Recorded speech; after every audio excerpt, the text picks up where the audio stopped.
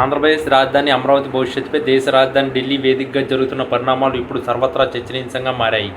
AP పునర్విభజన చట్టం 2014 సవరణలు చేస్తూ పార్లమెంట్లో ప్రవేశపెట్టిన బిల్లు అమరావతికి కేవలం చట్టబద్ధమైన హోదాను మాత్రమే కట్టబెడుతున్నదనే వార్తలు రాజకీయ వర్గాల్లో పెను సంచలనం సృష్టిస్తున్నాయి. ముఖ్యమంత్రి నారా చంద్రబాబు నాయుడు నేతృత్వంలోని కూటమి ప్రభుత్వం అమరావతిని ప్రపంచ స్థాయి నగరంగా తీర్చిదిద్దాలని సంకల్పించిన ఈ కేంద్రం నుంచి భారీగా నిధులు వస్తాయని ఆశించిన తరుణంలో ఈ తాజా పరిణామాలు ఆయనకు పెద్ద షాక్ అనే చెప్పాలి. లోక్సభలో తాజాగా ఆమోదం పొందిన బిల్లు ప్రకారం అమరావతి ఆంధ్రప్రదేశ్ ఏకైక రాజధానిగా చట్టబద్ధత పొందుతుంది. కానీ నిర్మాణానికి అవసరమైన పూర్తి ఆర్థిక భారాన్ని కేంద్రం మోయబోదని స్పష్టమవుతుంది. రాష్ట్ర విభజన తర్వాత 10 ఏళ్ల పాటు హైదరాబాద్ ఉమ్మడి రాజధానిగా ఉండి ఆ గడువు ముగియడంతో అమరావతికి శాశ్వత హోదా కల్పించాల్సిన అవసరం ఏర్పడింది. అయితే ఈ చట్టబద్ధత కేవలం కాగితాల మీద రాజధాని పేరును ఖరారు చేయడానికే పరిమితం కానుందా అనే అనుమానాలు బలపడుతున్నాయి. కేంద్రం తన వైఖరిని స్పష్టం చేస్తూ రాజధాని నిర్వహణకు కావాల్సిన పాలనాపరమైన మద్దతును ఇస్తాం, కానీ లక్షల కోట్ల రూపాయల నిర్మాణ నిధులు ఇవ్వలేమని పరోక్షంగా తేల్చి చెప్పినట్టు కనిపిస్తుంది. ఇది చంద్రబాబు నాయుడు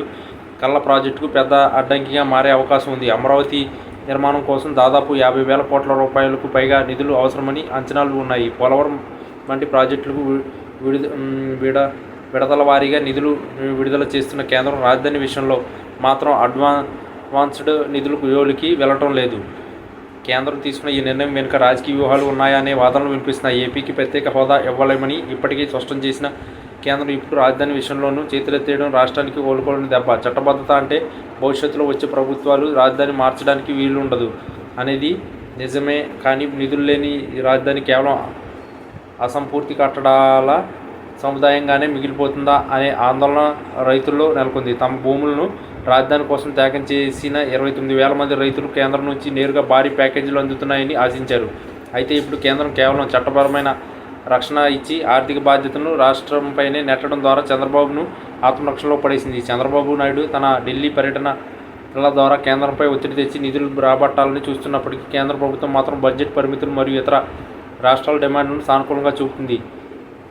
అమరావతి అభివృద్ధికి అవసరమైన రుణాలను గ్యారంటీ ఇవ్వడానికి సిద్ధంగా ఉన్నామని, కానీ నేరుగా గ్రాంట్ల రూపంలో నిధులు ఇవ్వడం కష్టమని కేంద్ర పెద్దలు చెబుతున్నట్లు సమాచారం. ఇది ఒక రకంగా చంద్రబాబుకు ఊరటనిచ్చే విషయం కాదు. సరిగ్గా చెప్పాలంటే ఇది ఒక రాజకీయ చిక్కుముడి.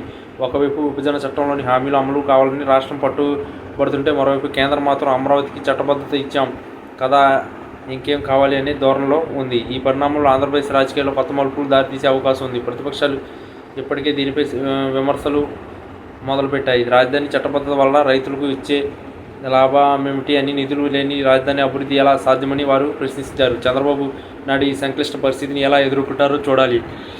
కేంద్రంతో సఖ్యతగా ఉంటూనే నిధులు రాబట్టడం లేదా సొంతంగా నిధుల సమీకరణకు కొత్త మార్గాలను వెతకడం ఆయన ముందున్న ఏకైక మార్గం. ఏది ఏమైనా అమరావతికి చట్టబద్ధత లభించిన నిధుల విషయంలో కేంద్రం ఇచ్చిన షాక్ ఇప్పుడు ఏపీ ప్రభుత్వానికి అతిపెద్ద సవాల్గా మారింది.